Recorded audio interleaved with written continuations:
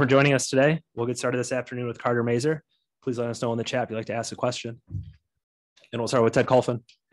Hey, Carter, how excited are you just to be here and experiencing this now? Yeah, this is pretty special to me, especially being from Michigan and growing up a Detroit Red Wings fan, and to finally be a part of it. It's pretty special in a way. So I can't really put any words to it.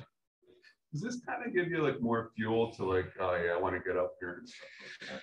I would say it does for sure. You're playing against the best players in the world right now, playing against kids that are drafted before you, drafted behind you, but that doesn't really matter because you're all here for a different reason. And I would say that being here, seeing everyone play really does give you more fuel to get to where you want to be. The last one, just, I don't know, what stood out so far these first couple of days? Or yeah, I would say just being with each other. I feel like you're meeting new people from different countries. I would say that really stood out to me, meeting but just a ton of great guys that you had no clue about. So I would say that. Good deal. Thanks. Ansar Khan. Carter, just how did your first year in college go? Yeah, it went really pretty well. Winning the national championship was pretty special, especially freshman year. You don't expect to come in and make such a big difference on a team, but I felt like it went pretty well, and I was excited about how our team finished the end of the year by winning. How in what ways did your game grow there?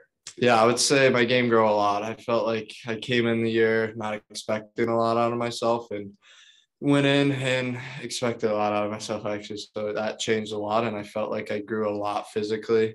I grew a lot mentally, especially studying, like doing school with hockey. So that kind of added a lot to my play, to really my mental game. So I feel like that had a really good impact on it. So as far as feedback that you've gotten from the Red Wings, just what have they told you as far as what they're looking for you to do, as far as what areas to focus on going forward?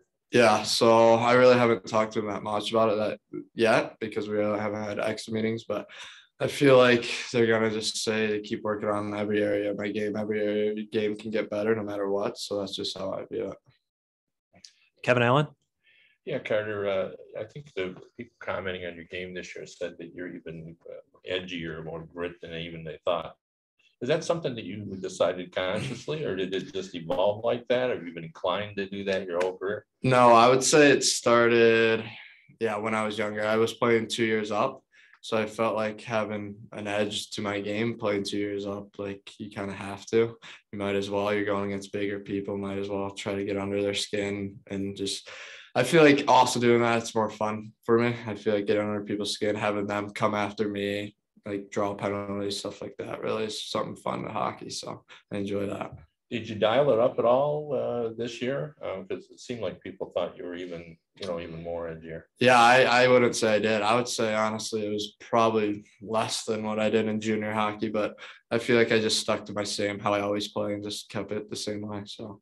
You are also a scorer as well. Do you find that the edgier you play, the more opportunities you get? Is that? I honestly would say, because I usually find myself scoring in net front, and usually that's where everyone is to start scrums and all that. So that's usually where I find myself. So, and then I would say playing edgier really does bring a different element to my game, to where it makes me become more, I would say, open, like in some spots that people might not want to come around. So.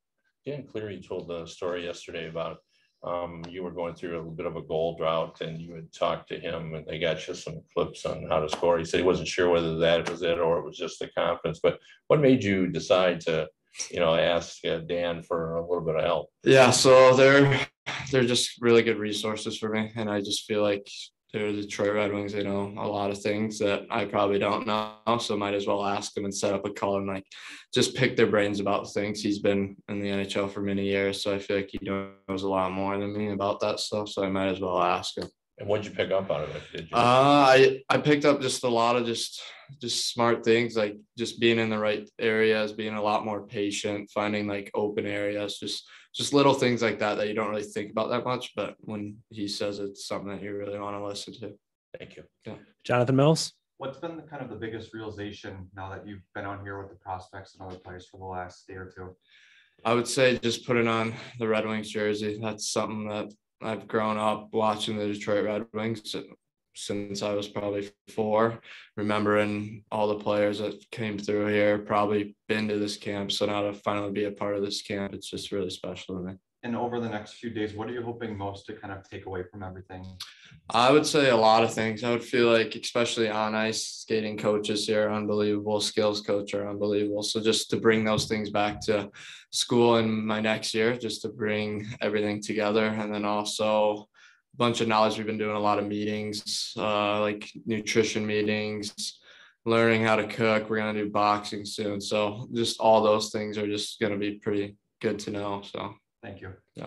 Lean St. James. Well, actually, I want to ask you about the nutrition. Do you find yourself when you're shopping or whatever, looking at the nutrition box and saying, oh no, too much sugar, or? Honestly, with how my body is, I don't really look at that. I'm just trying to eat whatever I can to put on weight right now. But I would say I've started to get to that because I just moved into a house in Denver. So I feel like cooking now is probably the best option for me to do that. And when I start looking at things like that, it really does help me like break down what I really need for my body and what I don't. You've had the nutrition course with Lisa, right? Yeah. Yeah. So what do you think of that? I've had a lot of nutrition course, so it's kind of all the same thing to me in a way, but it was just really helpful. And then also someone that's also helpful is my mom. She's also helps with my nutrition a lot. She's a nutritional doctor or whatever, and she really helps me with that stuff. So Is there one particular food you really like where you just don't want to hear that it's not good for you? Or you just? I would have to think about that. I can't really answer that right now, but yeah. Last question, Max Boltman. Hey, Carter, I just wanted to, I'm on the screen here. I just wanted to ask you about playing with Shai Buyam this last year. How did you see his game grow over the course of the season?